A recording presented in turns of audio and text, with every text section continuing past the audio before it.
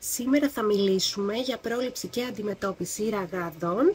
Η Λιεράκα έχει μια ανανεωμένη σειρά σώματος και υπάρχουν 3 προϊόντα για τις ραγάδες. Το ένα αφορά αντιμετώπιση ραγάδων και είναι ό,τι πιο δραστικό υπάρχει, είναι το Soluté.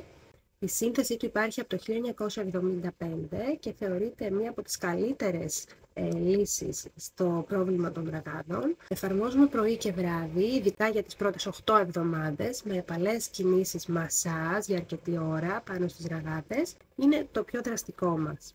Κατά την εγκυμοσύνη ή κατά την εφηβεία ή όταν έχουμε μεταβολές στο βάρος μας, για να έχουμε πρόληψη για τη δημιουργία ραγάδων, υπάρχει και το λάδι μασάζ, νέος κωδικός της Λιεράκα, το οποίο έχει συστατικά που βοηθούν πάρα πολύ στην πρόληψη των ραγάδων, αλλά είναι και πάρα πολύ ενυδατικό και θρεπτικό.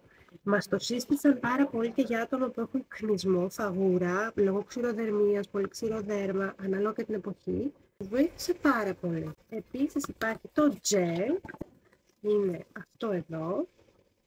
Νέος κωδικός και αυτός, βοηθά στην πρόληψη των ραγάδων, μπορεί να έχουν δημιουργηθεί από όλες τις αιτίες που αναφέραμε. Αν έχετε χρησιμοποιήσει κάτι ήδη, θα χαρώ να ακούσω σχόλια.